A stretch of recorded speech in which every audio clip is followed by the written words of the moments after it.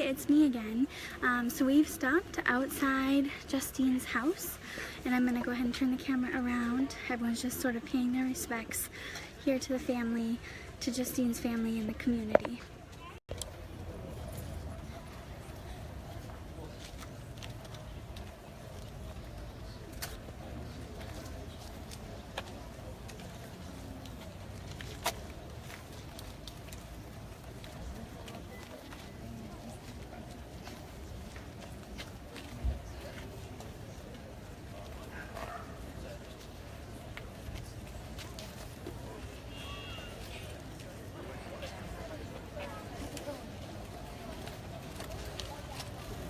Welcome back.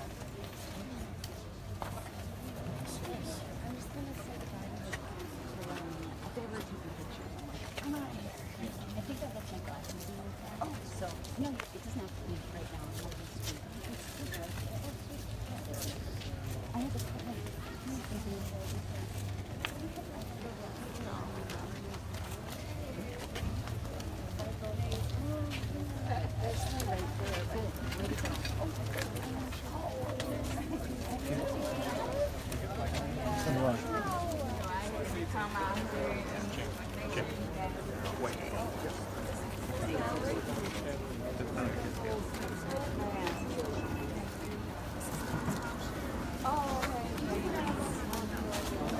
Yes, yes.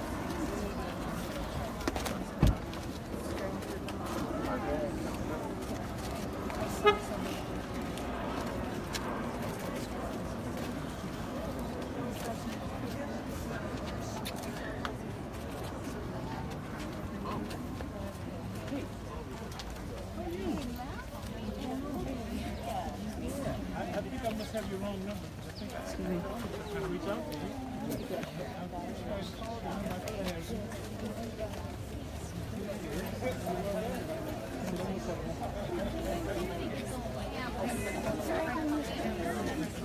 Was that Valerie? Yeah. I just came up here to get I just came here to get a little water. I really don't want to be in the front. So if I could get a water and go to the back. That would be go around. So just keep following. What's going on? What's going on? Sorry, I'm just from Skype. What's your name? Valerie. Huh? Valerie. I don't know. Kate, where did Katie just go?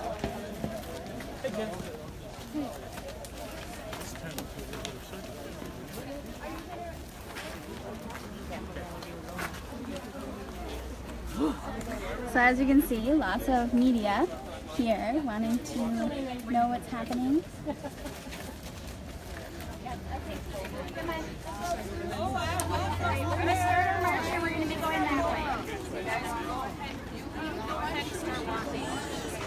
So now we're officially starting the march. So I'm gonna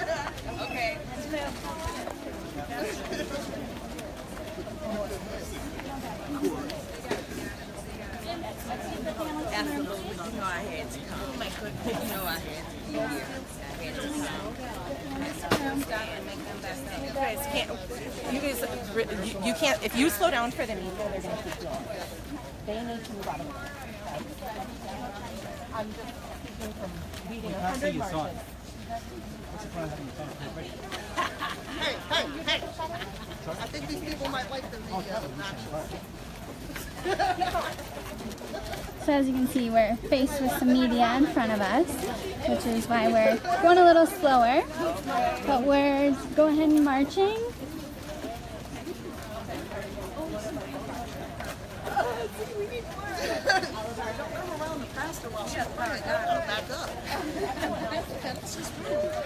Oh, come on, Ashley. Oh no, so sorry. So we're super close to the front. Just want you to know it's not malicious. No, of course not.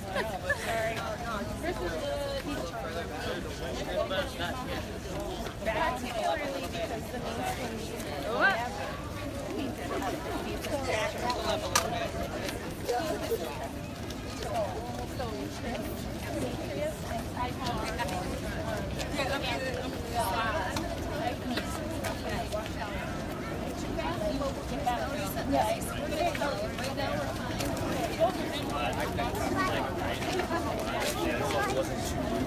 No, it's other people.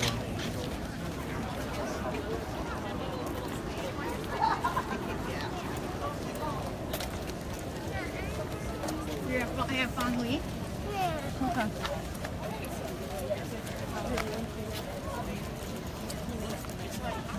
That even brings more to the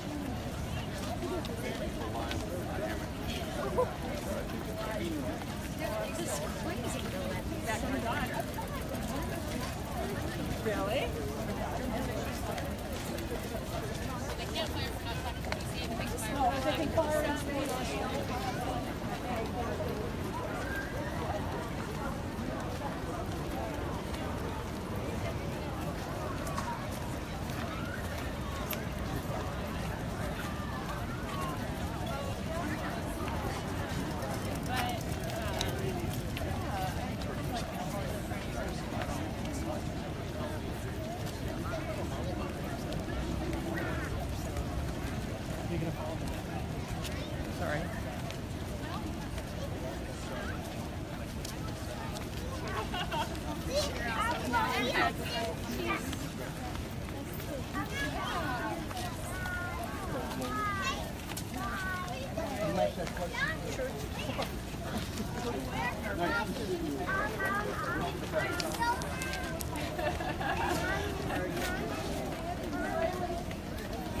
Yeah, but I didn't.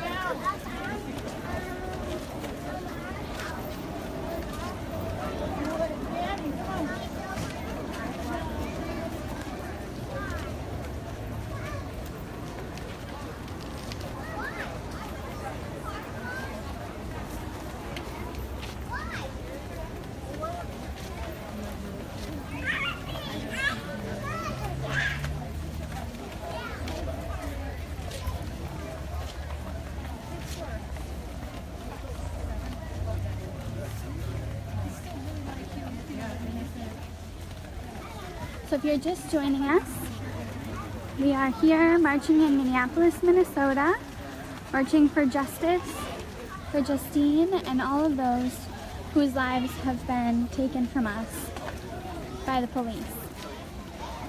We're marching for transparency, for the investigation that's happening. We're marching for justice.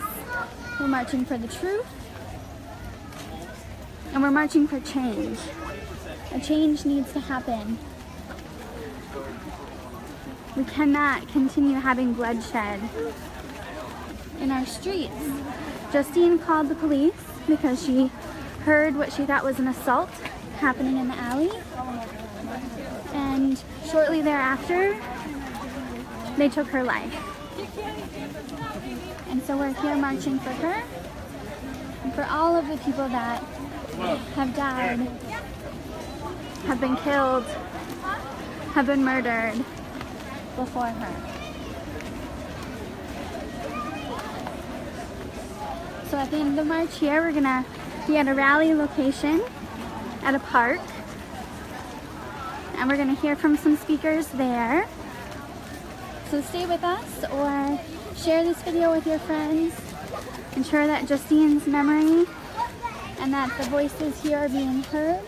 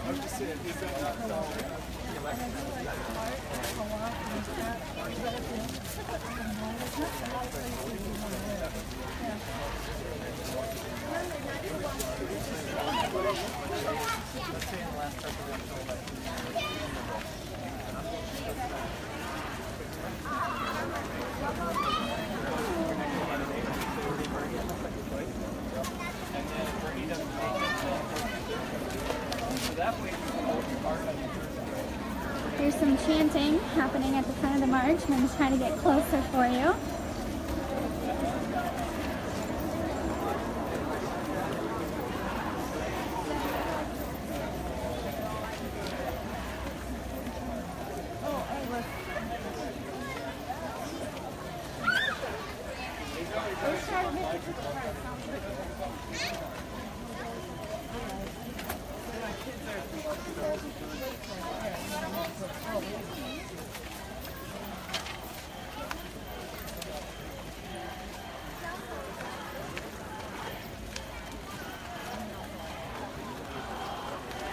Well, that doesn't represent that reason.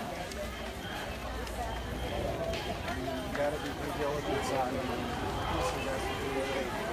Yeah, people coming out of their houses to see what's going on. It's not every day that you see a sea of people marching down your street. So this is part of why we do this, to raise awareness, to bring attention to the problems in our community.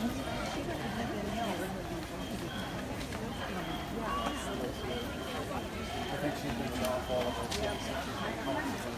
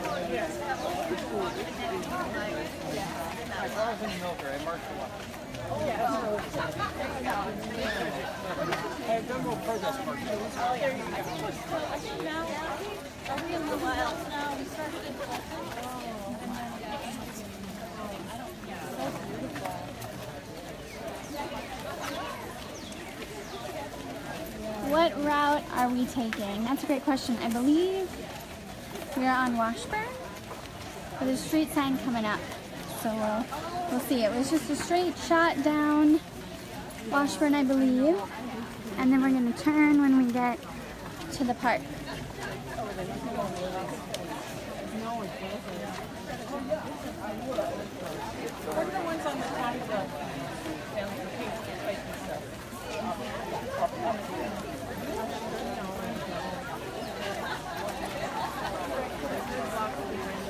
Oh, good.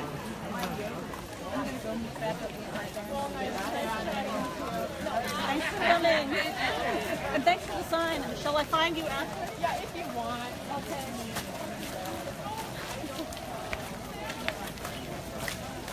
So yes, it was Washburn. So we are marching up Washburn.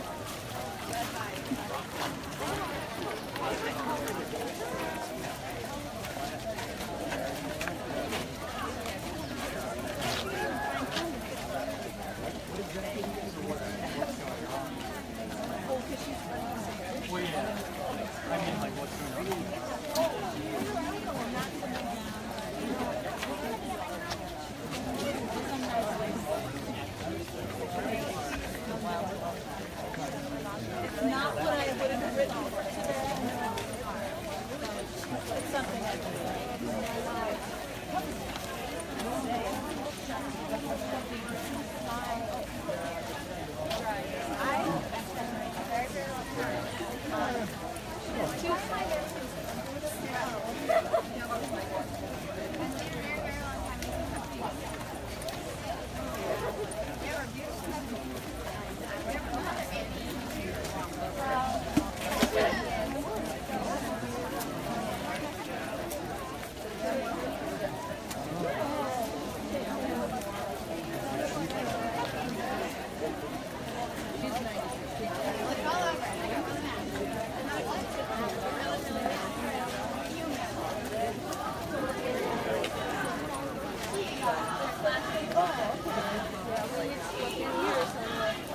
Now they're chanting "She called 911."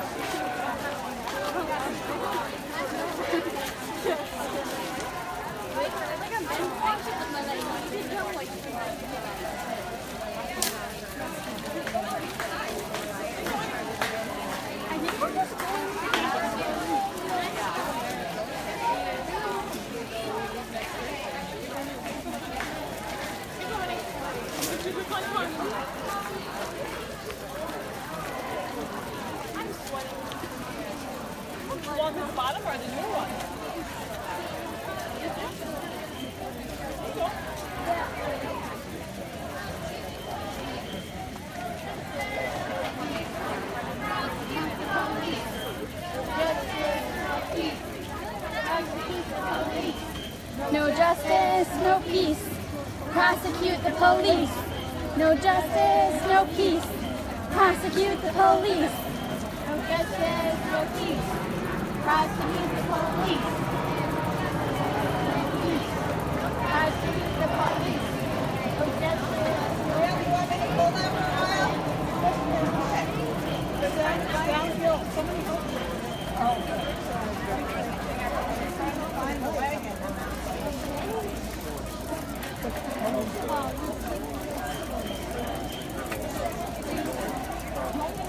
So we are in the home stretch on the way to the park where the rally will begin, and we'll have speakers. There's been some amazing conversations happening around us as we're marching. Lots of people sharing memories about Justine, other loved ones that are no longer with us.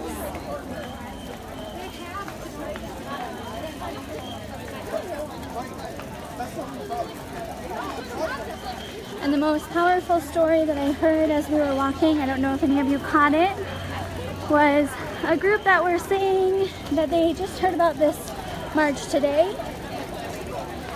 and that they had other plans. But Justine probably had other plans on Sunday, and she wasn't able to fulfill those plans. So sometimes it takes us stepping up and speaking out, even if it's inconvenient. That's the way that change happens. So thank you all for tuning in and watching. Even if you couldn't make it in person, your presence here online is fantastic. You know, this just kind of being your first go through at these. And hey, at least you aren't being recorded as you're walking. So you get the pleasure of being online.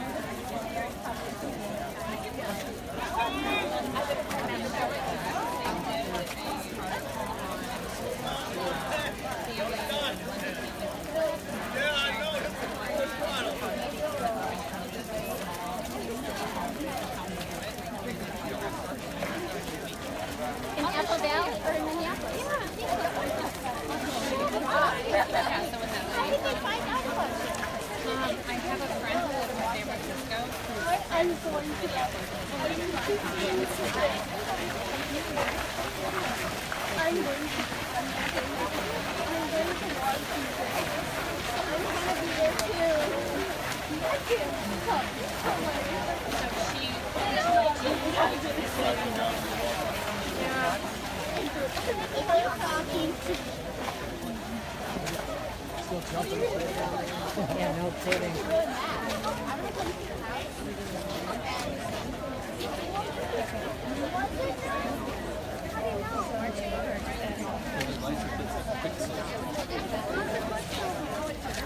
It just is somebody.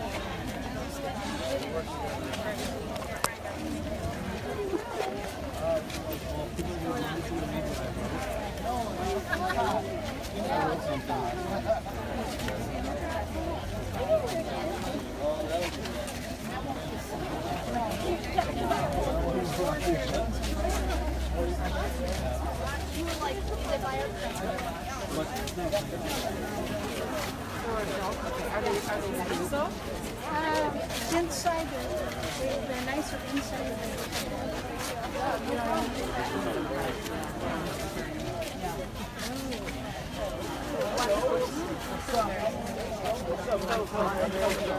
So we've made it to the park, as some of you may have seen this sign.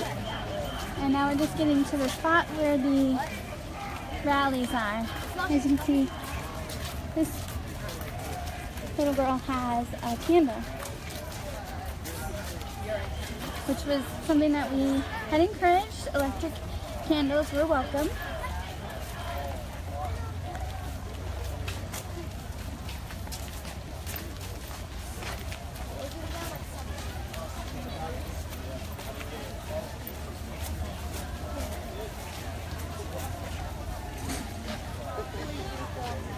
Yep, that's right.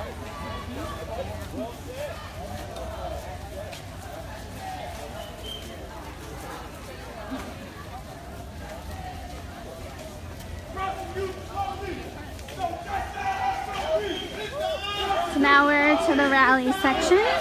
No peace. Prostitute police. No justice, no peace. Prostitute police. No justice, no peace. Prostitute police.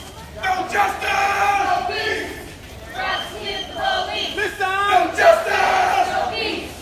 Prosecute the police. No justice, no peace. Prosecute the police. No justice, no peace. Prosecute the police.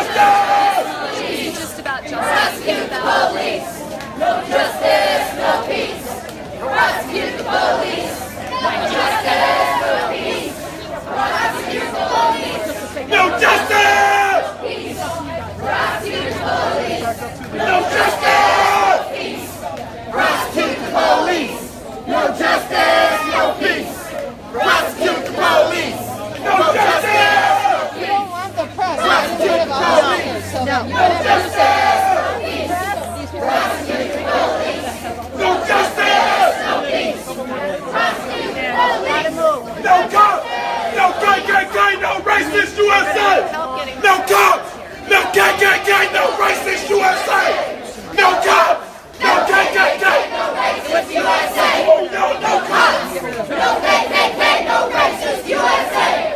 You don't talk. No KKK, no racist USA. Go that way. No KKK, no racist USA. No KKK, no racist USA. No KKK, no racist USA. Can you guys just take one step No KKK, no racist USA. The people united will never be defeated. The people united will never be defeated. The people united will never be defeated. The people united Will never be defeated. the people United will never be defeated. the people united Will never be defeated. the people united Will never be defeated. the people united Will never be defeated. the people united Will never be defeated. The people united will never be defeated. The people united will never be defeated. The people united will never be defeated. The people united will never be defeated. the people united Will never be defeated. the people united Will never be defeated. the people united will never be defeated. The people united will never be defeated. The people united will never be defeated. The people united will never be defeated. The people united will never be defeated. Fist in the air! Power to the people! We gonna get started, y'all. Get it? Hey, good evening. My name is Drew Rosiel. I am a neighbor of Justine's, and I'm very humbled to be here with all of you from all over the city and all of our metro to remember Justine and to ask for justice for her and other victims of police violence. We have many people who are going to speak tonight, and so we're going to get to it. But I'm so amazed that everyone's here. Our first speaker is Justine's American mom. This is Sharon Sebring. She's Dawn's mom. She's been on the block all week, and I'm very humbled that she's going to speak with us.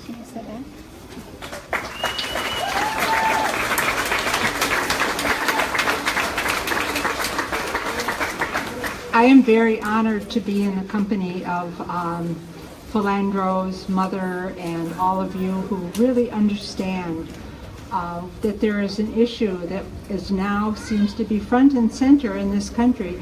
I talked to a reporter this morning, she's here, Haley, and I told her that when someone dies, the tendency is to put them on a pedestal, and there's no need to do that with Justine, because she lived a life where she would be here right with us today. I was also asked today if how I felt about Officer Noor, and I said I have compassion for him and his family. I would be serving no purpose and speaking for Justine and the family that she was a part of if we came across with hate and anger, because our mission is to carry out her purpose.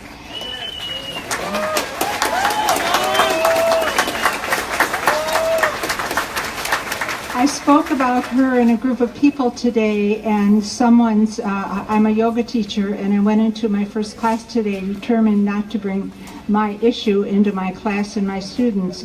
And the students were off in the corner talking about Justine, and I thought, who am I kidding?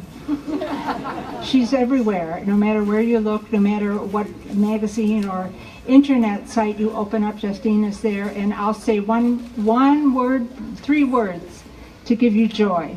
Justine Damon Ducklings. Whatever you do, look at Justine Damon and the Ducklings. It will bring you absolute joy. Justine blessed us with her presence. I just had a conversation with Don tonight, and I said we were so lucky to have her for 3 years. I was asked today by a reporter, and what is your next step, or where do you see yourself going? And I said, truthfully, I see myself striving to live in a world without Justine. that is where it's at for me.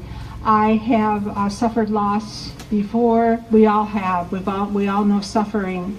But to have this dramatic tragedy and be in the midst of all the love that my community around me has shown me has been an experience that there are no words to describe. Monday, there were probably 20 press people out front of Don's house, and of course we were all there. The neighbors were there too. It was 90-degree heat. I'll just give you a little slice of life. And we were trying to figure out what time can Don go out, is he capable of giving a statement? Well, at 3:30, we all went out, and the neighbors pushed back, and they formed a line for us to walk through. 90-degree heat, 6 hours people are standing out there. And Don gave a statement, and we turned around and went in the house, and Don sat down, and he got up, he said, we have to go out and hug those people. There are people, and so we did. And we hugged also the press people, and I thank them for their love and their patience. They have stood vigil beside us, and yes, they have a job to do, but they have been so respectful. So I'm also dispelling the myth of the ugly media. They have been so gentle and kind, and they have been patient. Yeah. And isn't it great to not take the media, the headlines and the opinion pages, take their word for it, or Washington, as to what kind of country we have. This is the kind of country we have right here. It is we the people. Yes. We are the foundation, and we stand for all the moms that are here, because Justine was struck down. Now we know that any of our children can be struck down. I don't care your color, your nationality. Somebody said to me today, well, you know, she was shot by a Somali, and you know Somalis don't like women. And I said, truthfully, we're not standing by that remark. We're not bringing, no, quiet. And I said, we're not bringing racism into this. This is about love. And we all have people in our culture, no matter what your color, who have issues. So we are standing with the Somali nation, with the Somali culture, as well as Philandros, all of them. So we are weaving a fabric here, and you can't see it. You can't see the fabric we are weaving, but we can feel it. We can feel the love. We can feel the connection. We can feel the community that has built up. I said to one of the neighbors this week, you know, our dog keeps getting out of the yard. I need some help keeping that dog in the yard. And the neighbor was across the street with lumber and a saw and nails and screws, and I called my next door neighbor and said, we've run out of beds. You know, we have somebody else, and 10 minutes later, a beautiful blow-up bed is in the house with blankets and sheets, and people want to love. People want to love. And so we say help. We need help right now. And blessings to you and love to you for being here and supporting all of the moms, all of the kids, as we really are, we ourselves are building our country together. Namaste.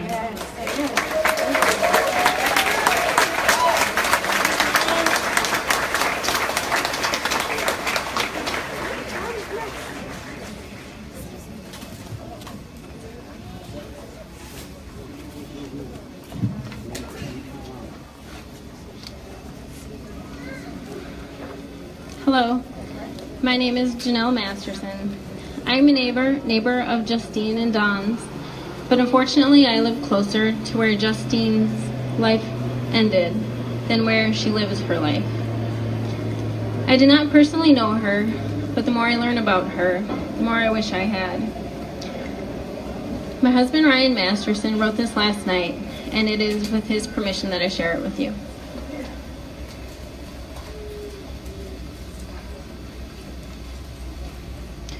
I found myself wander into the backyard tonight, as I do often at bedtime. I was compelled to visit the spot in the yard where just 3 nights prior, I saw a sight that will stay with me forever. My neighbor's body, covered, motionless, on the sidewalk, illuminated by the flashing lights of a squad car. It's the same spot I've stood in several times this week, peering out into the flurry of news crews, cameras, onlookers, and curiosity from around the world. Tonight the camera crews were absent, and there was no one around for the first time in a long while. The spot where my neighbor lost her life seemed to call to me, as if to say, stay just a little longer. And as I thought about heading in for the night, I felt the first drop of the evening rain, then a second, then a third. The rain fell softly at first, and I naturally wanted to seek the comfort of my home. But like the soft coos of my children when I tuck them into bed at night, I could almost hear a voice say to me, stay. So I did. Perhaps for the first time in my life, I was spiritually present to the changing rhythm of a rain shower. The first drops were big like jewels, falling through the warm summer air. Then they turned smaller and faster and much cooler as the shower intensified. As the rain fell, soaking me, I gazed upon the ballet of dancing raindrops next to the memorial on the sidewalk. The street light above cast a warm glow on the spot where my neighbor had lost her life. Sometimes the universe guides you to where you need to be. I am grateful I listened and I stayed. As the shower softened and the rhythm of the rain quieted, I felt a warmth fall over me that brought me peace. When I went inside, my wife asked, what made me go romp in the rain? I answered, because Justine couldn't. But I like to think that she was with me out in the rain tonight, and I was with her.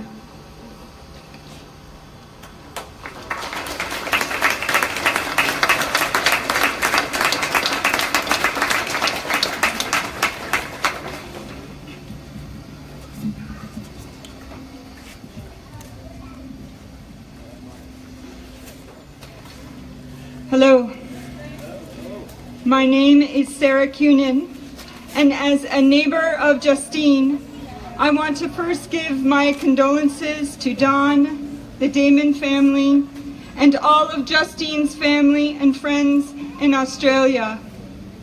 I want to thank all of you who came to our neighborhood last Sunday night at the vigil in solidarity from North Minneapolis and from across Minnesota, who have also experienced police violence.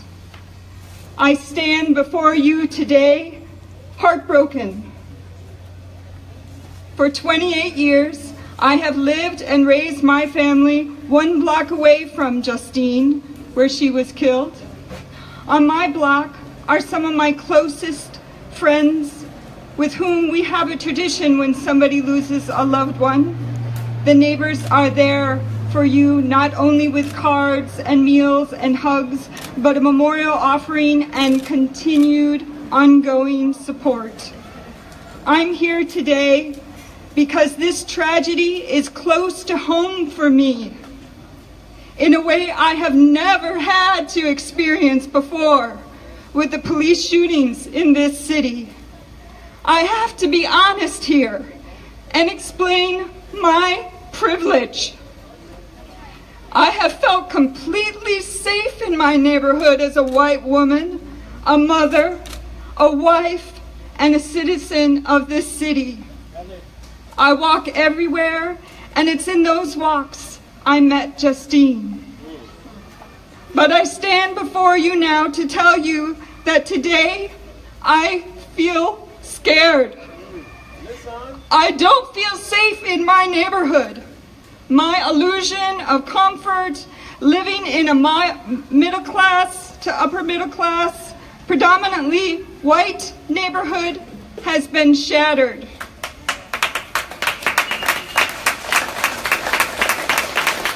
Who do I call now when I need help? The police? No. into, do I call the police? No.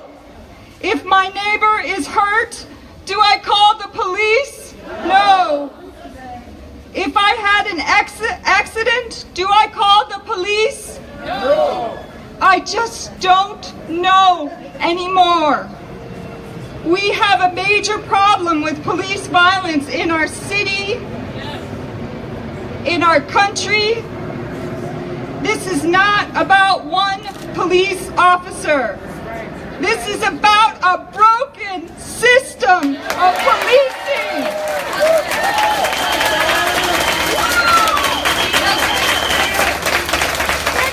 That needs systematic change.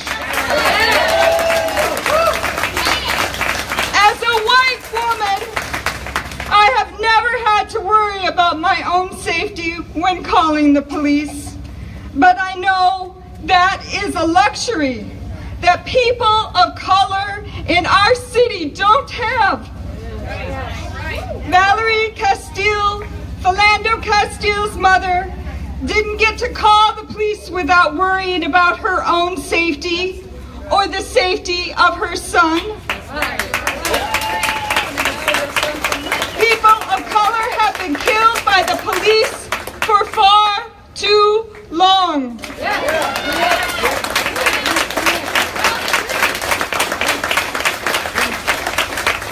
It is time. It is past time for me and other white people to wake up.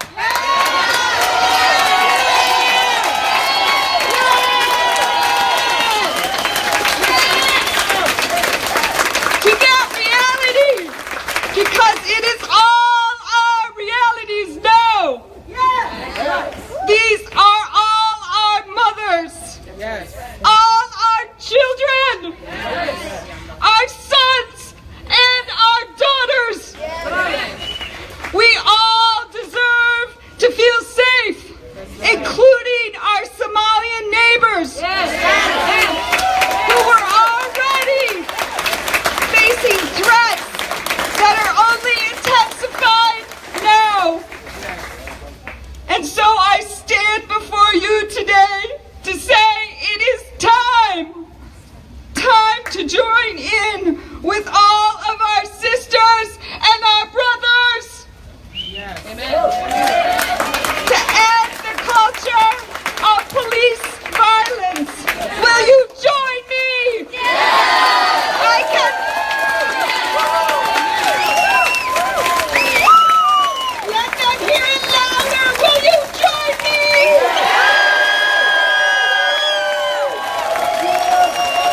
Thank you. Thank you, Jesus. Yes.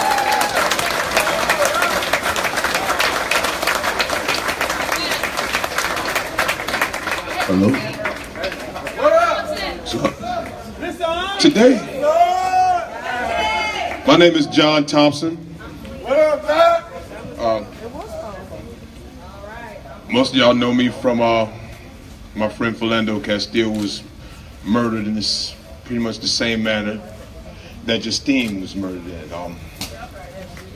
I stand before you because I wanted to share with you numerous times I've been in front of this microphone and I've spoken on the injustice that has happened to my brothers and sisters throughout the community.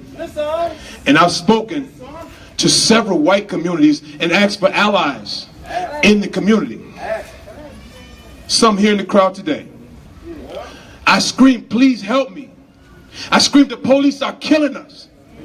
Some here today, truth be told, didn't hear me. Some didn't want to hear me. Some just wanted to go on as business as usual, so to speak. What happened to Justine hit home for some people here in this neighborhood. Even with the marches, we've had several marches just like this one. Only difference is the sheriff was following us, and there were police on every corner, and they were harassing us with sticks, and they were trying to stop us from marching. That's the only difference. And they said it was all about race. Today I want you to race to somebody you don't know and tell them you love them. Today I want you to tell the person next to you, I'm here for you, brother. Because see, what they didn't find, what they didn't know when they killed Justine, what they didn't know is that we are united and we are coming to break your system. What they didn't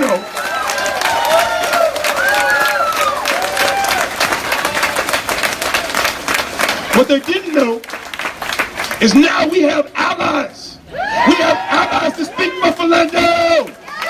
We have allies to speak for Jamal Clark. We have allies to speak for Philip Quinn.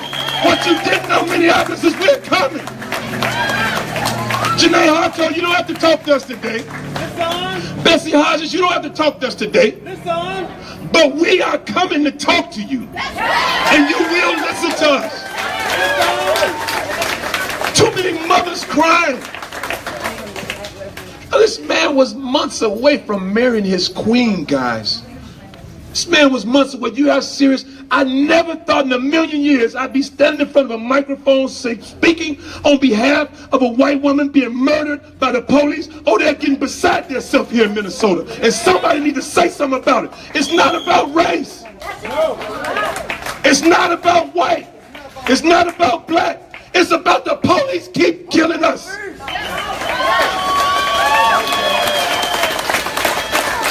I'm glad y'all here to hear me today, because I was here. I was here last year. I was right here last year with tears in my eyes. I watched 12 jurors tell me it's all right to kill black people in the streets. I watched them kill my friend. We will not accept it anymore. Y'all gonna stop killing us.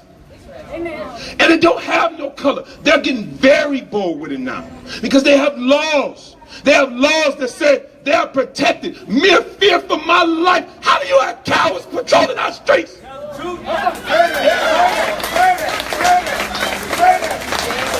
I would rather call these pastors behind me than to call the police. I'd rather call on God than to call the police. I'd rather call my mama than to call the police, and my mama's dead.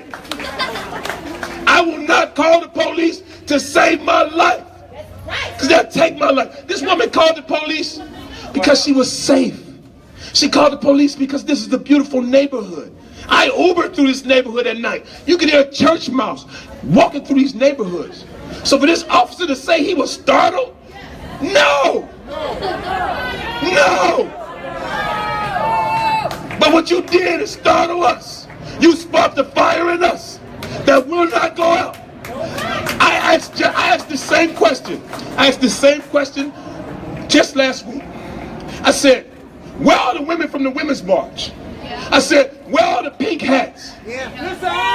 We got them here today, y'all. We are going to keep them with us for the rest of our lives.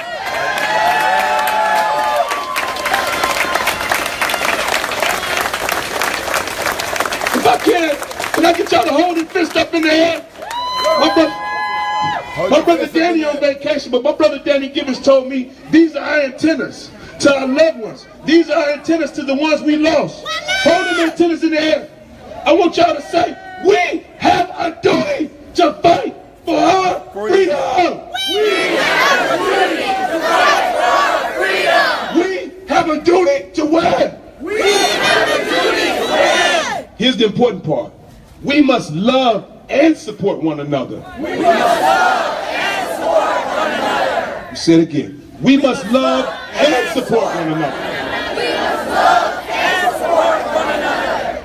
We have nothing to lose but our chance. We have nothing to lose but our chance. All power to the people.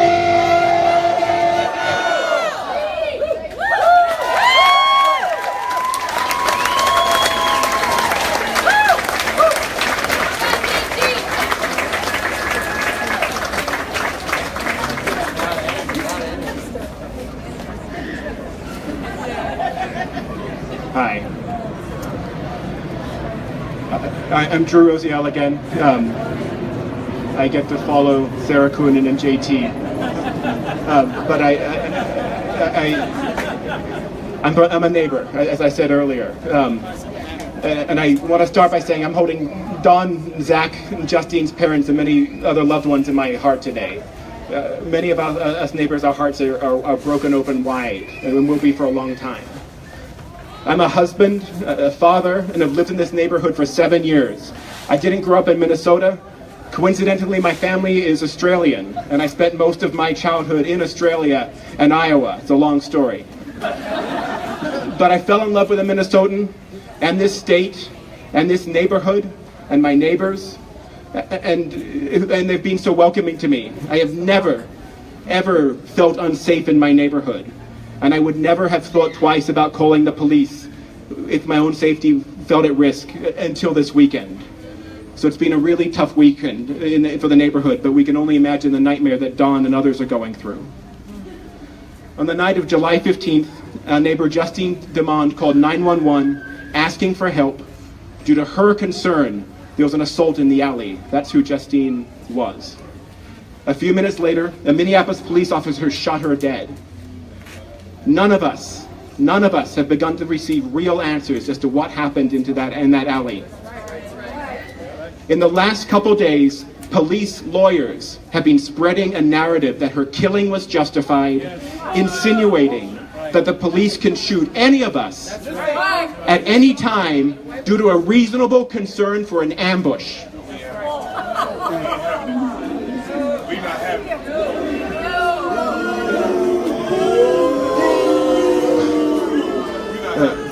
Others, including the police chief tonight, are going to say, this was just a mistake. This was just one bad decision made by a bad cop. Case closed, senseless tragedy, nothing else to see here. Move along. We are here tonight to call bullshit on all of that. It's bullshit. It's bullshit. We can do better as a city. We have to do better. But we need to stand together and fight. There is no healing without justice. Many of us in our grief and shock have been talking about Justine's killing and the undeniable and painful reality that her killing is happening in a city and a country in which police violence is all too common. We knew that, but we deluded ourselves it would never happen to us. And we desperately hope Justine's family sees true justice and quickly for Dawn and everyone's sake. But we say this, and we know full well that people of color, including in our own city, are disproportionately the victims of police violence, and they rarely receive timely information. They rarely receive sympathetic treatment from the media, let alone genuine justice.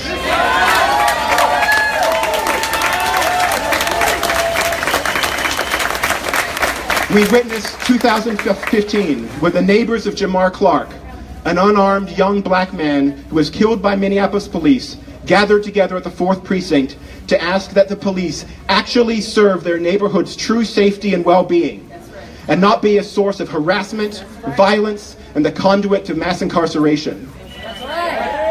We learned it is not okay in Minnesota for black people to join together to express solidarity and real power in this way. Clearly it rocked many people to their core around here, because we witnessed the city's militarized reaction at the 4th Precinct, and we witnessed white supremacists show up to intimidate and then shoot 5 protesters. That was just 2 years ago, just a few miles away. Yeah. He's one of the victims. He was a victim. Thank you for being here.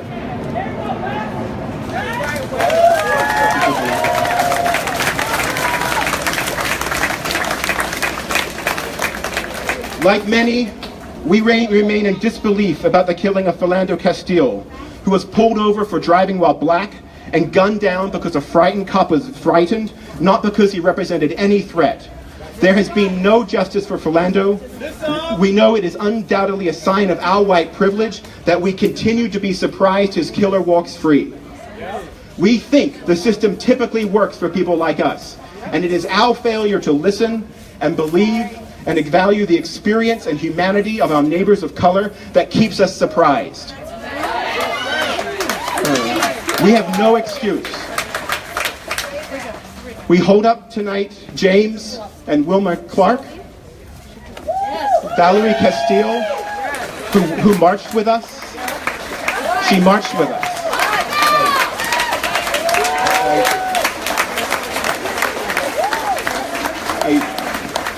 And Diamond Reynolds. These are people with strengths that I can only aspire to, even if we now have a small glimpse of what they are going through. Philando Castile's life and Jamara Clark's life, they mattered. They mattered as much as the beautiful life of our neighbor Justine. Police violence is a systemic issue. It's not just one bad cop. It exists as a matter of policy, enabled by inadequate training and lack of consequences, but mostly by acceptance of the problem by far too many white people, including me.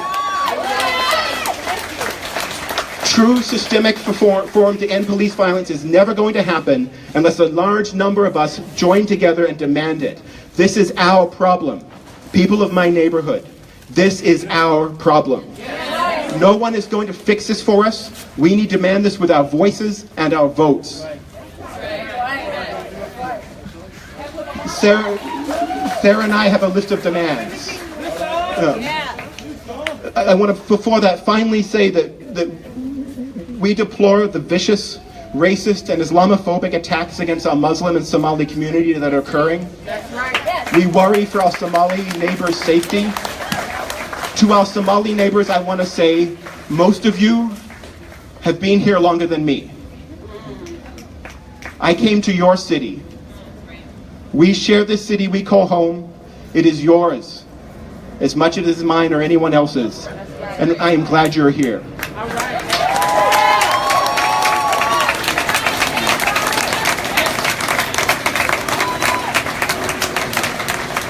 That's why we, many friends and neighbors of Justine, echo the same kinds of demands that people of color in this city have been making for years now. We demand prosecution of the officer or officers involved in her killing.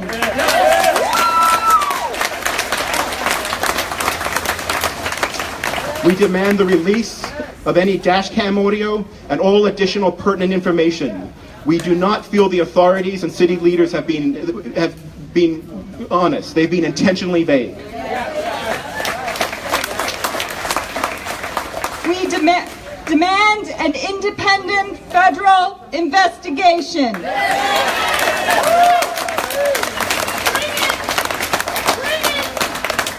Our current body cam system is designed to protect the police, not us. It's designed to fail us.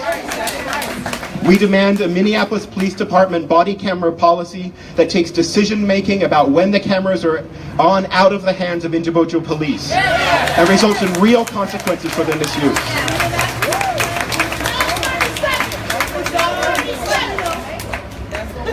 We demand the city immediately proceed with an administrative investigation and fire the officer involved if he continues to refuse to be interrogated.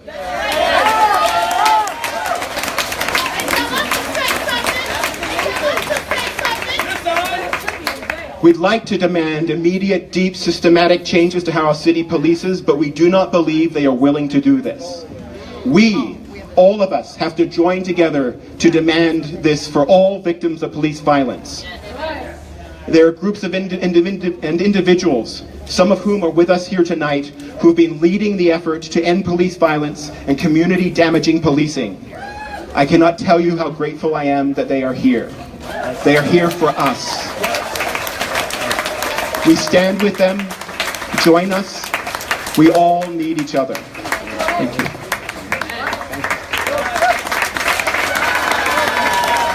We got one more demand we forgot. Stop killing us! Stop killing us!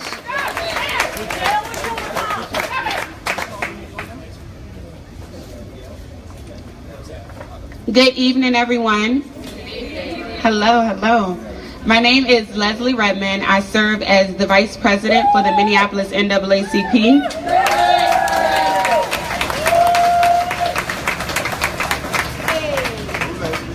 I'm honored to be up here in front of you all today, but I'm also saddened that it took the death of another Minnesotan, Justine, for us to be here today.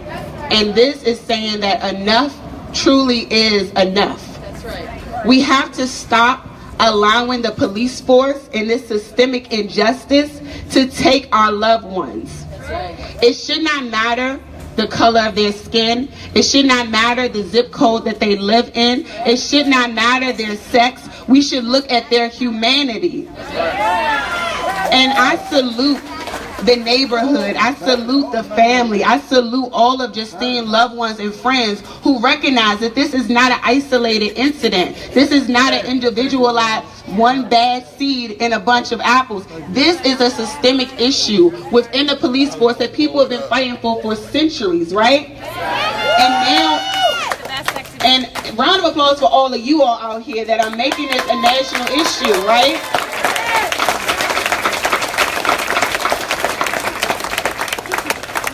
You all are waking the world up. It is so unfortunate that it had to happen, that it had to come to the forefront of white Americans for America to start recognizing this systemic issue. However, I believe that this is an opportunity for us to band together, for us to come together greater than ever before.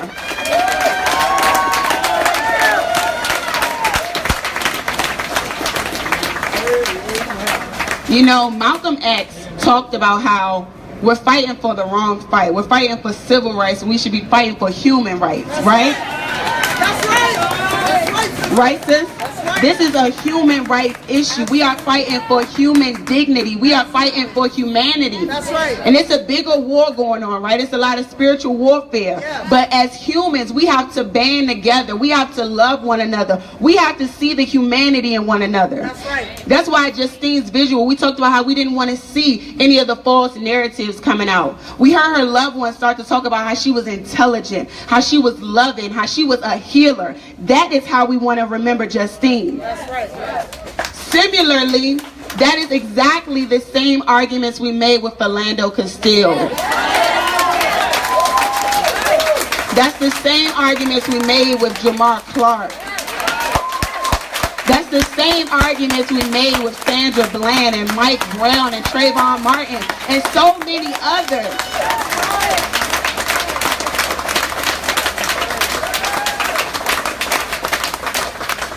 My prayer is that after this, we won't have to keep naming these names. That we will be able to look injustice in his or in her face and say no more.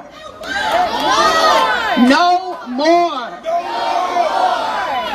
This is our community. These are our tax-paying dollars that are hiring these individuals. They are supposed to work for all of us. They don't get to pick and choose anymore. I want you all to know that this is just the beginning. The fight is really coming. The fight for Justine is really coming. The fight for all of the people who have lost their lives at the hands of a police officer. It's just starting. I want you all to prepare yourself, because when the unity comes, there's a lot of spirits that's not going to like that unity. You're going to see a lot of division. And I want you all to stand firm. I want you all to stand on the side of love and on the side of justice. Love is what's going to help us get to the end. Amen? Love is the answer. It always has been the answer, and it always will be the answer. We have to stop allowing the media to create these false narratives and turn us against one another. Justine was a healer. I believe that she will want the community to have healing. We cannot let our anger be turned in the wrong direction. We have to understand a true systemic issue. It's not about one officer, you all. It's not about one community. We are all a community. I cannot say how proud I am of all of you all for being out here, for all of Justine neighbors, for Justine family members. I want you all to know family members are mourning right now. This is a serious issue, you know, and that's why I'm thankful to be here with you all today, but it hurts my heart. I said I'm not a 44-year-old white woman, but I am a daughter.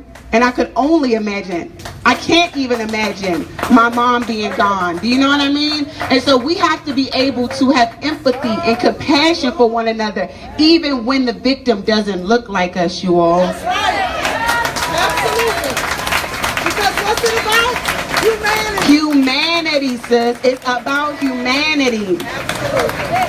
We are fighting for human rights. We have to say that this is crime against human beings, right? It's not just one of us. We have to tell them it is all of us. That's why the NAACP, we fight for immigrant population. We fight for people who have felonies and restoring the. We fight for everybody because we are human beings, you all.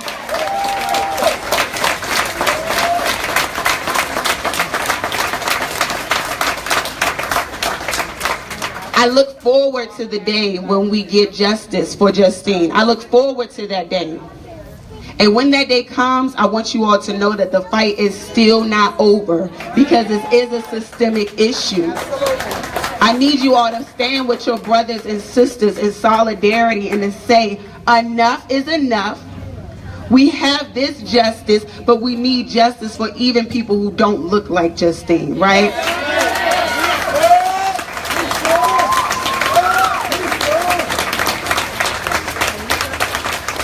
I want you all to love one another. I want you all to hug at one another. I want you all to embrace one another and to recognize that we are in for a fight.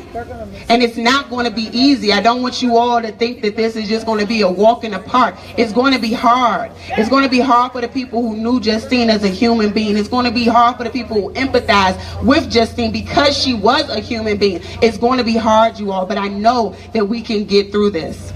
I'm going to leave you all with one of the things that my professor often says. He says, hope is great. We need hope. But hope is not a strategy. We need a strategy, you all.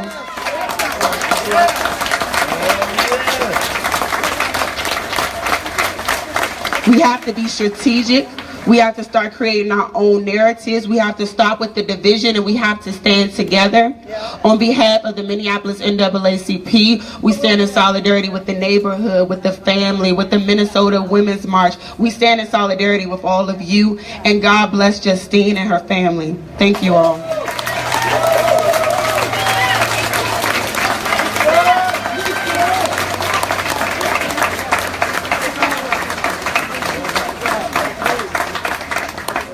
How are y'all doing out there tonight? I said, how are y'all doing out there tonight?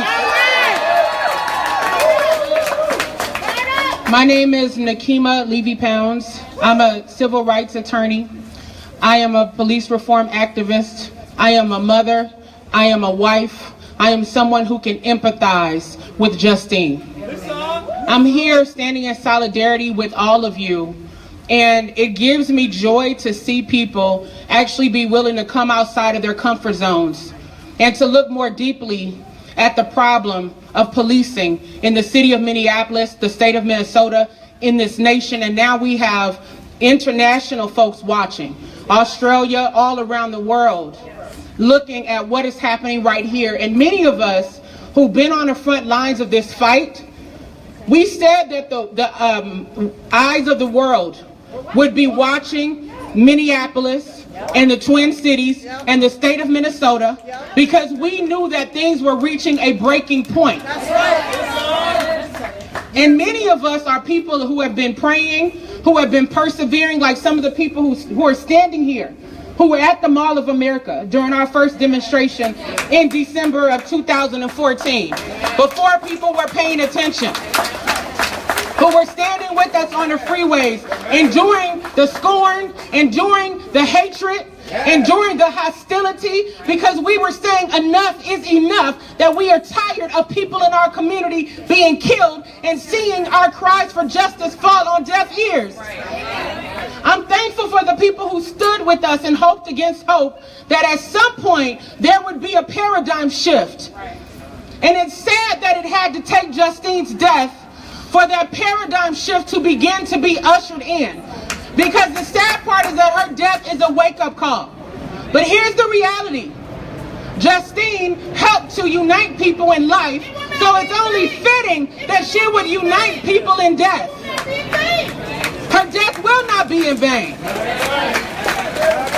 I believe that she is looking down and she is smiling upon her family, upon her friends, upon her neighbors, upon activists, upon people who were at the 4th precinct, upon people who live on the north side who decided to venture all the way over south to be a part of this demonstration. She is smiling down upon us.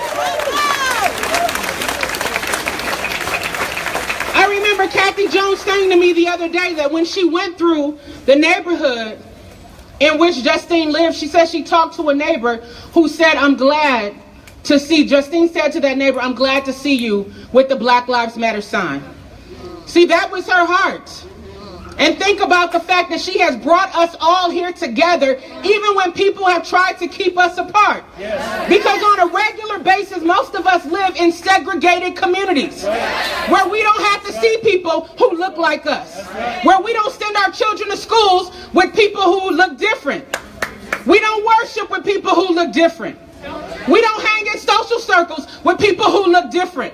So it's easy when the media comes along and puts forward a false narrative after a person of color is killed by the police for us to believe the media version of what happened. That ain't right. It's easy for us to believe the police officer's version of events. It's easy for us to take government officials at their word. Even though most of the time they are not digging for the truth, they're not looking for answers, they're looking to continue to rubber stamp a system of white supremacy and oppression.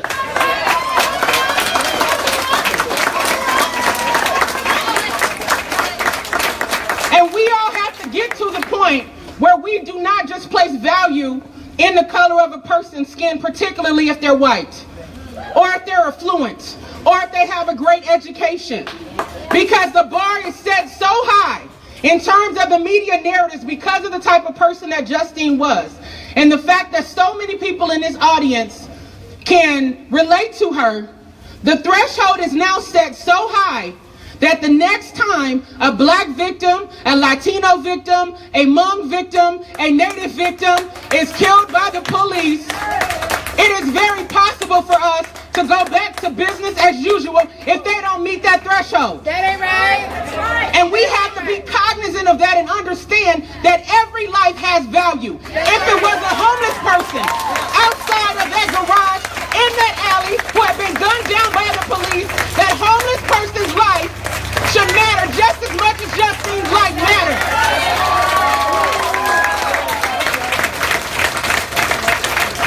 If it had been a person who only spoke Spanish and they were gunned down by the police wearing their pajamas, we need to give them the same deference for the value of their lives as we are giving Justine. If it had been a young black man whose maybe his pants were sagging, maybe he had braids in his hair, maybe he walked with a limp, if he had been gunned down in that alley, we need to give him the same deference for the value of his life as we would with Justine. We cannot go back to business as usual. And we cannot allow government leaders, we cannot even allow the chief of police to put forward false narratives that divide us. And to try to get us to take our eyes off of the need to change the system and to focus on one person. That officer who killed Justine was a part of a system that has been allowed to operate with corruption, been allowed to abuse people, been allowed to falsify reports, and been allowed to get away with it.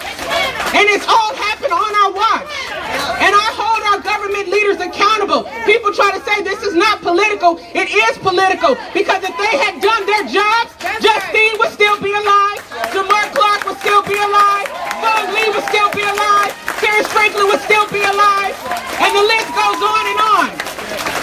But instead of them doing their jobs, what did they do? They settled tens of millions in excessive force lawsuits on behalf of officers who were engaging in abusive conduct. This is going back years in the city of Minneapolis. Many stories have been written, many protests have happened, and people just ignored the obvious that was right in front of them. But now we're at the place where we can no longer ignore the truth. It's staring us in the face. We cannot deny it. And we need to go back to our social circles.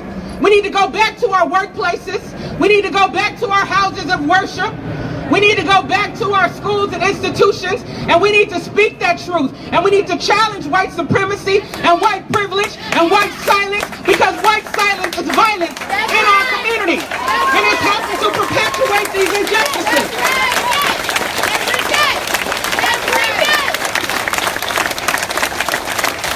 And I heard earlier tonight about the chief finally deciding to come back from vacation and calling a press conference. First of all, this is an international incident and tragedy. She should have been back here immediately. I'm not ashamed to say she should have been back here immediately. But then I heard that when she had the press conference, she talked about the officer who killed Justine as being a diversity hire, and how this is about poor training. See, those are the narratives that divide people, and they point attention to one officer instead of her negligence as a police chief, instead in terms of monitoring the body camera policy, keeping officers in check, not allowing them to abuse people, not allowing them to kill people and get away with it. That's her negligence as the chief. So I joined the Women's March in calling for Chief Harteau to be fired. To be fired. To be fired. We need a police chief that's going to clean up the department and not make excuses. Justine's death and her life will not be in vain. That's right. So where do we go from here? Because it's one thing for us to gather, having this energy, having this emotion, and having this passion, but as somebody who's been in this fight for over 12 years, I know that that is not enough. That's right. It's not enough. We have to channel this energy by showing up. If we want a new body camera policy, which many of us asked the city to do, they refused to listen to the people. We have to go to City Hall time and time again, get on the agenda and demand it. For those who live in Justine's community, I see your city council, Linnea Palmisano here. Her phone should be ringing off the hook, day in and day out, letting her know what changes you want to see with our police department, and asking for more civilian input in how our police department is operating. And we need to continue to push for the mayor to be transparent as these issues are happening, and not pass the buck to the Bureau of Criminal Apprehension, which is not a credible investigative agency. They have not held a single officer accountable when that officer has killed someone. And so to have the nerve to say, we put the BCA in charge, then we're going to send the information to the Hennepin County medical examiners, then we're going to send it to the Hennepin County attorney. I had to go on Facebook and say absolutely not. The city's silence is unacceptable. You're sending Justine's case to institutions that have never rendered justice, that have never held an officer accountable. It's unacceptable. The mayor and the chief need to speak out, and that's why she held a press conference on that Sunday after Justine died. Because we, the people, demanded that she speak up. We have to continue to demand justice. And the reality is, those who live in Southwest, you got to know that they call this the Gold Coast. Not just because of the affluence in this area, but the fact that you all come out and vote time and time again. So when you're calling government leaders and legislative leaders, it matters. They will listen to you. Our legislature needs to know that police reform is one of the top issues that we want to see in the state of Minnesota. So pick up the phone, call your legislators, demand justice, demand changes, demand training, and demand accountability. Thank you all for being here tonight. We stand with you in solidarity. God bless you.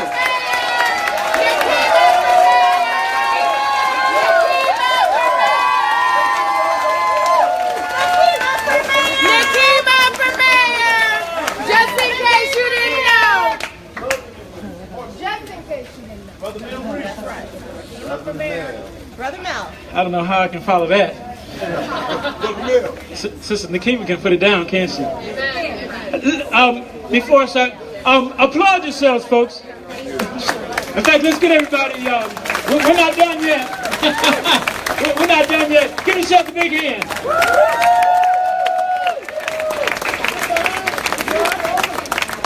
I'm hoping folks don't get distracted too soon, because as one of the speakers said earlier, that's right. This is going to be a long and protracted struggle. I think some people have tempted themselves that convince themselves that they won't have to fight as hard because Justine is a white woman. But I got news for you. The key word in that sentence is that she's still a woman. And last I looked, we lived in a sexist and patriarchal society. So we are going to have to fight if we want justice for Justine. I always say when I get up, I'm always the guy who has the bad news, because I'm going to tell you as it is. And that is that we won't change what has happened here if we're not willing to struggle. Freddie Douglass said a long time ago, and I'll paraphrase him badly, that if there's no struggle, there's no progress. Right? Those who favor freedom, but they deprecate protest and education, they're the kind of folks who want crops without the water. Right? They want crops without watering them. They want the rain without the sounds of the lightning and thunder, right?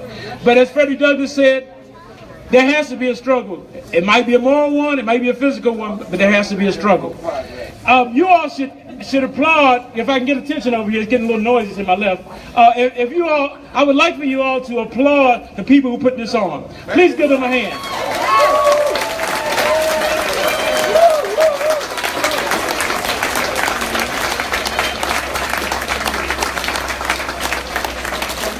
What they did is no small thing, folks. These are regular people who've done this. You understand what I'm saying? These are regular neighbors, are great people. They're regular people. Sister Sarah, Brother Drew, they're just like me and you, by the way. They're just regular folks, and we got to applaud their courage. They got up here and gave some great speeches. Give them a hand.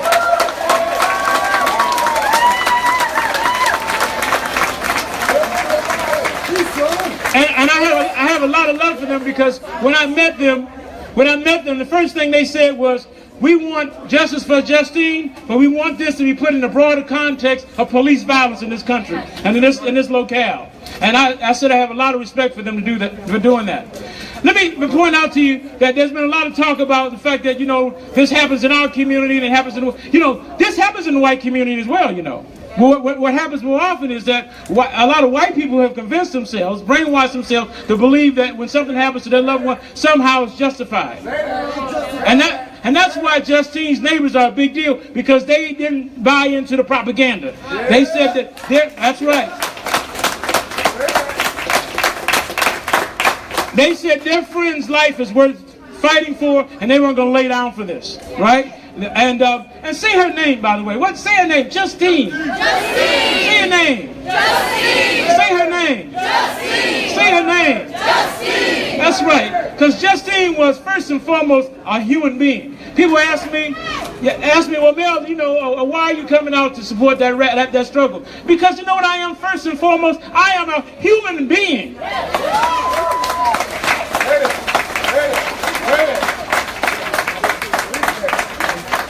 When human beings suffer, I suffer. I've done this for a long time, and everybody knows I stand up for any human being who's being oppressed and who's being wronged. And we all should do that. We should take from this actually, we should stand up for other folks that are oppressed, that are catching hell in the society.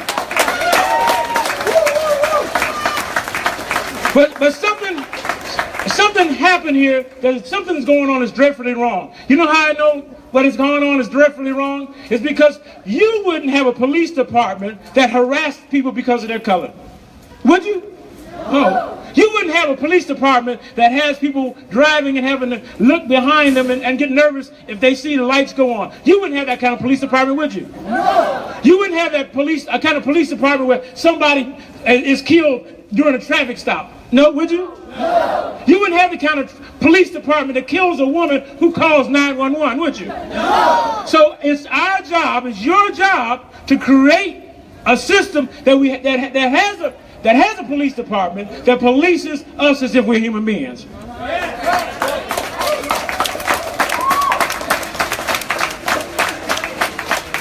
And that is our task. There's no more surprises, right? They've shown us who they are. I have a friend who always says, when people tell you who they are or show you who they are, believe them. Folks, I got bad news. This is who they are. There's no such thing as good cops and bad cops, right?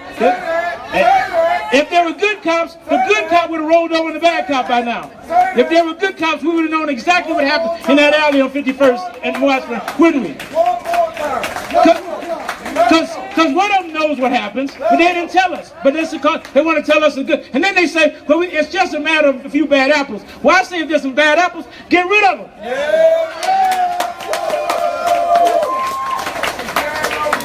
they try to tell us that, well, we'll be better off if we have more women cops, right? More gay cops, more Somali cops, more African-American cops, right? Well, that doesn't work either. So that tells me that we have a systemic problem, folks. We have a systemic problem. That's right, systemic problem. It's a hard reality, but it's our reality, folks. It is our reality. We have a problem with the system of policing. That means that we have to do something different. And the only way we're going to win this, by the way, I'm glad they advanced this demand. And the demand is, I want y'all to repeat after me, we want to see the police prosecuted. What do we want to see? Prosecution of the police.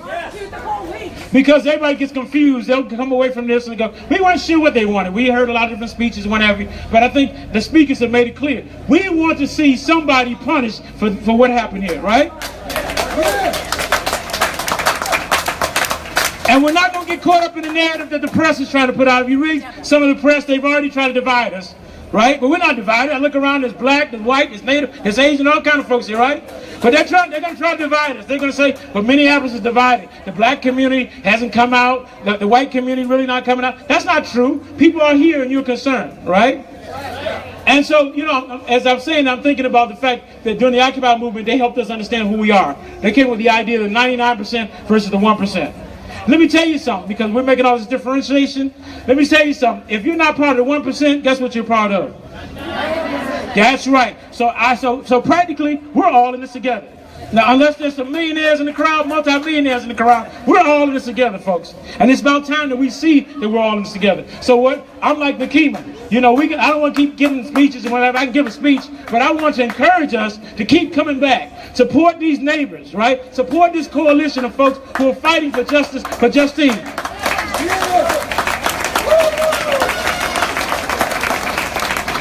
Because this just might be the fight that wakes everybody up. You know that? This just might be the one where people say, you to hell with it. If it takes staying home from work for a day, damn it, I'm going to do it. Right? Really, if it takes boycotting something, damn it, I'm going to do it. If it takes going to a march every day, damn it, I'm going to do it. Right? This might be the one. This might be the one where you may have to keep coming day after day. It might be the one. And I guarantee you, when the system sees that you're serious, when they recognize that we're serious, it will change. And when they recognize they're going to test us, we're going to be put to the test, and the day is coming. That's why they've come out, and they've already tried to scapegoat the one cop, because they're trying to put it on an individual. It's the system, folks. Right? It's the system. So I'm going to end with this. I don't know if we're going to win this fight, folks. I don't know for sure if we're going to win. I know we have a chance. But I know this for sure, that if you don't fight, you can't win.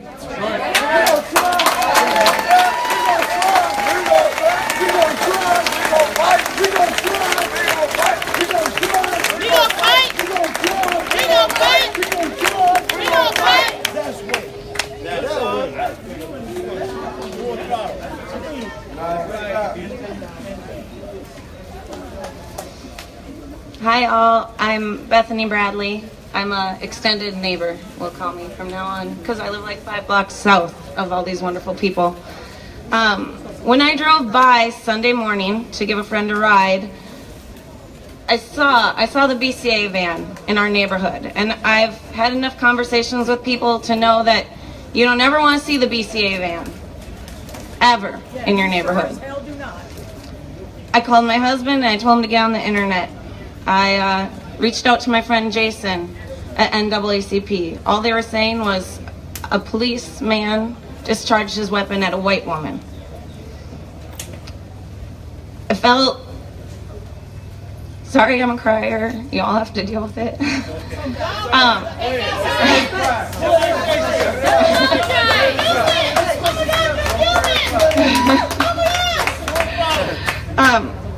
With no information being shared, my friend Jason said, go, be there. This is your community this is happening in. You need to be the one to go this time.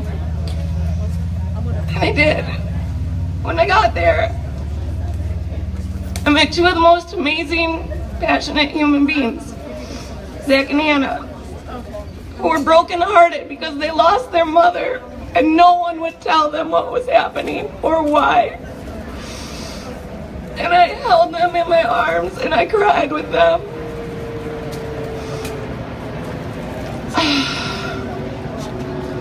and our hearts will forever be connected. And I think of them as my 4th and 5th child. I'm sorry, you have to be number 4 and 5. I already had 3 others. I want to thank everyone who showed up there on Sunday. And I want to acknowledge that when I started the vigil, I forgot to do that on Sunday, because I think growth happens in humility. And when we're willing to say, I should have done that. So to all those individuals, King Demetrius, Mel, Kathy, Katie, Jason, Leslie, the list goes on and on. So many faces that I recognize, and I don't know everyone's name, and so many groups that showed up out of solidarity. A lot of groups who probably haven't ever had to come to Southwest Minneapolis for things like this before, and said, I remember Katie, I don't know where Katie is right now, but saying like, you need to come here and be with this community, because you haven't experienced this before. And so, the most heartfelt and deepest thank you. I've spent a lot of time with the community and the family, and so many inspiring and educated people since that day. They've come to feel like my neighbors, maybe family. They've watched my children. They've fed me, because I went over to their neighborhood and realized I forgot to bring water for my kids or food. And I think that's what unity is, right? We're becoming a new family, a bigger family. We're growing. And today I'm gonna keep my personal portion short and sweet, but I'm angry, okay? I'm angry, we're all angry. I think it's okay to say that. I got a phone call, you know, I got a phone call from Mayor Hodges 2 days ago, and my therapist tells me there's a 1 and there's a 10. If you can't talk to someone below a 5, you shouldn't talk to them. So we haven't talked yet, because I'm at a 20. Today, 2 neighbors, John and Lori, and I drove up to Chief Harteau's press conference. Traffic was horrible. We got there just as it was ending. We walked in peacefully. We went up to the officer, because there was an officer, then 2 tables, then the room that Chief Harteau was in. Right? Distance. You're supposed to be part of our community. That's distance. I said, we are Justine's neighbors, and we're wondering if Chief Harteau will talk with us. We know we missed the press conference. There was traffic. We're wondering if she'll speak with us. The officer told us we were not invited. Only press were invited.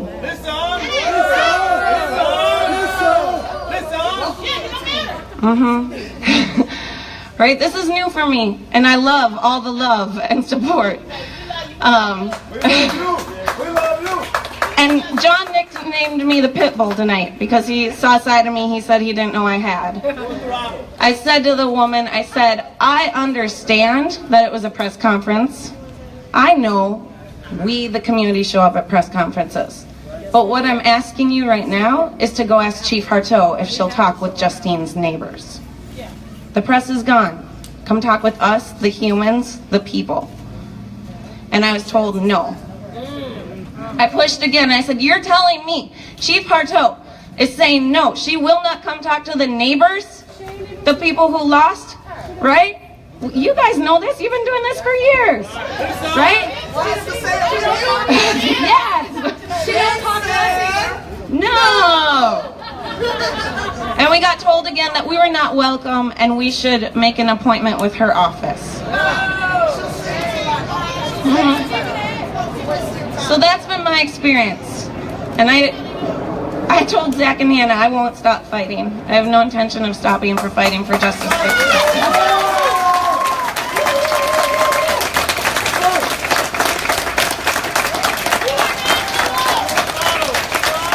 So again, I just want to reiterate on behalf of the neighborhood and the community here in Southwest Minnesota that I hope becomes a greater community and a greater family. Thank you for showing up. And then additionally, this is going to be the last thing I say, and then they're going to roll out this beautiful banner, but I wanted to read a statement because I'm part of the neighborhood and I'm part of Women's March Minnesota on the steering committee. So I wanted to read a statement from Women's March Minnesota. Women's March Minnesota would like to extend our heartfelt condolences to the family and friends of Justine. No one should ever lose their life at the hands of those sworn to protect them. Not Justine, not Philando, not Jamar, not Cordell, and these are just a handful of local names. Women's March Minnesota is deeply saddened by the continuing senseless shooting of friends, community members, neighbors, and people across Minnesota and the United States at the hands of the police. We'd also like to thank all those individuals and activist groups that showed up on Sunday for the vigil and continue to show up and teach us and speak with us and learn and grow with us.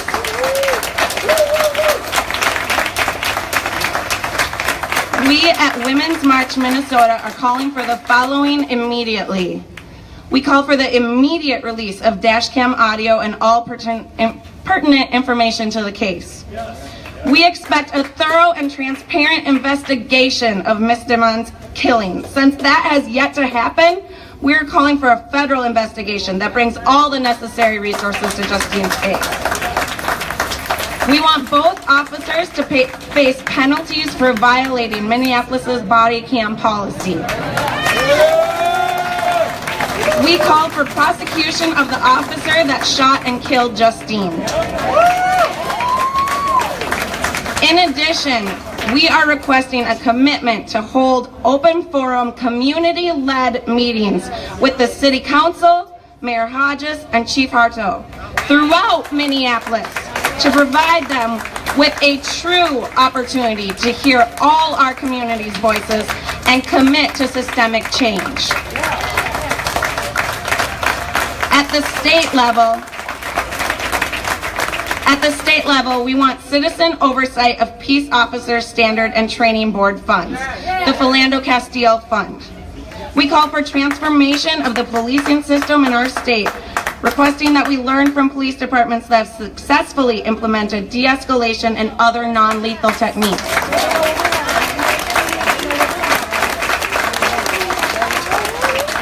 These requests also include that the use of body cameras should not be left to the discretion of the officer. The body camera should automatically trigger to allow for full transparency and accountability. All police officers should receive comprehensive and ongoing racial and gender bias training. And finally, we no longer support the status quo management of the police department and the police union, and we call for a management restructuring with citizen participation and review.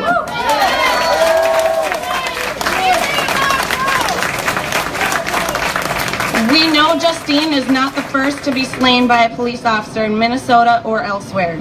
We continue to stand in solidarity with groups who have fought vigilantly year upon year for justice and systemic reform. Thank you.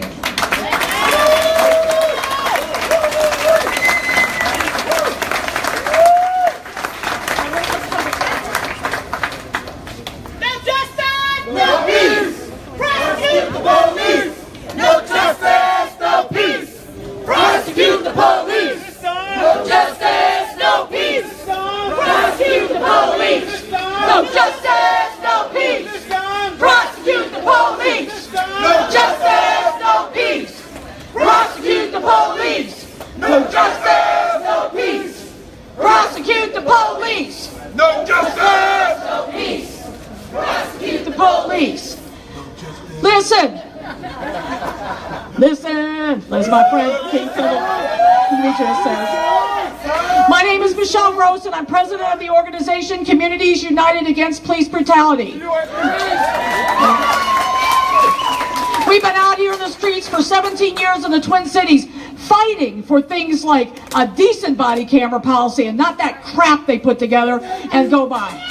We've been fighting for police accountability and not an Office of Police Conduct Review that has a 0.3% sustained rate, less than 1%, when all around the rest of the country they have a pitifully low but still better 5 to 7% sustained rate. Our city is out of control. Our cops are out of control. And this isn't just a Minneapolis problem. It is a Minneapolis problem, to be sure. But it is not just a Minneapolis problem. We have problems in St. Paul. We have problems in Brooklyn Park. We have problems everywhere you want to name. In the nation. Our organization, as part of our work, gathers the names and documents the cases of people who have been killed throughout the state. We are going to unroll a banner that we call it our Stolen Lives Scroll, and you are not going to believe this banner.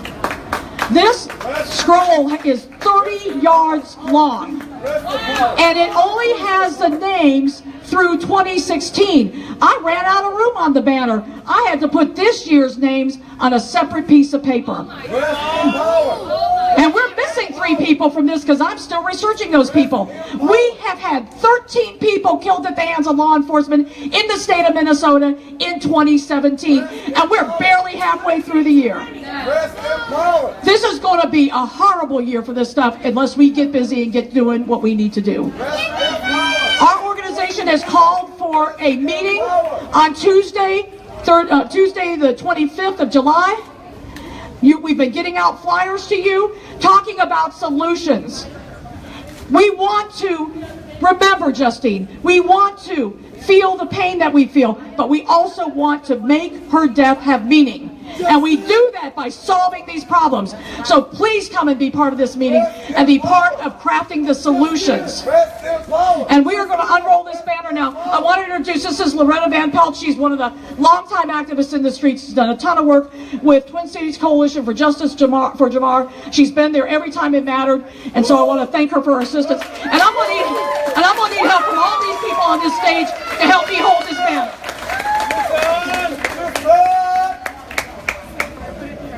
Let them know. What do we want? Justice! When do we want it? Now! What do we want? Justice! When do we want it? Now! What do we want? Justice! When do we want it? Now! How y'all doing? I'm Chantel Allen. I'm with Black Lives Matter Twin Cities. It used to be St. Paul, but we're stretching across the river. It's about that time to close out. I just want to remind you we've done this a lot.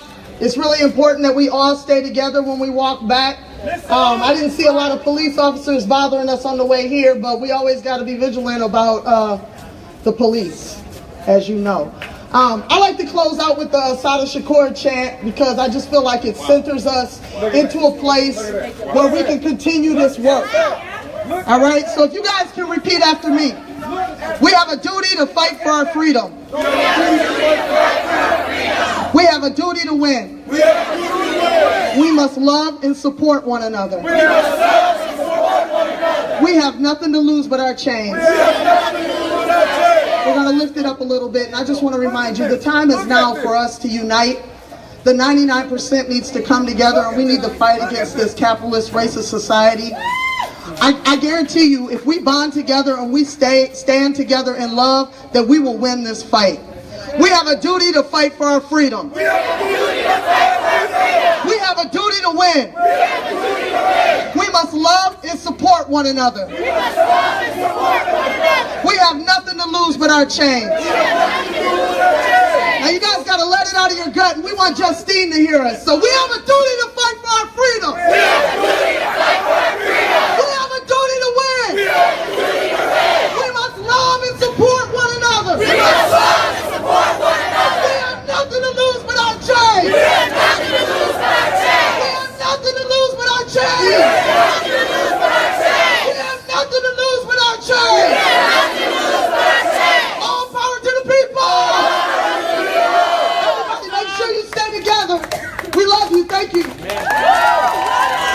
As we walk back, we're going to be walking together, but I want you to behold what it looks like for 306 names of stolen lives since 2000.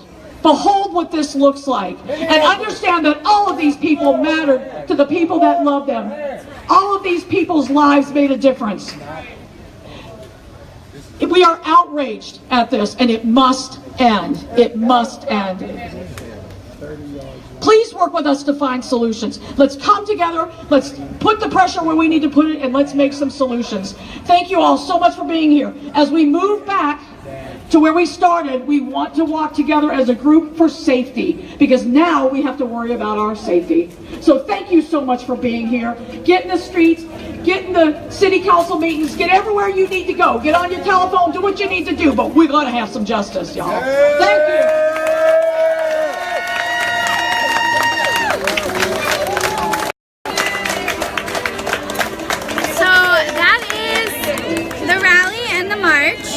We're going to march back to the beginning where we started now, but thank you so much for tuning in. I hope that you took the messages to heart and that you are ready to join us in this fight for justice, for Justine, and for all of those names that we just saw on that scroll and the names that don't fit on that scroll anymore. So stay tuned to Women's March Minnesota for more information. We'll keep you updated on meetings and what we're going to do next and where we're going to go from here. But thank you for joining us. Have a wonderful night.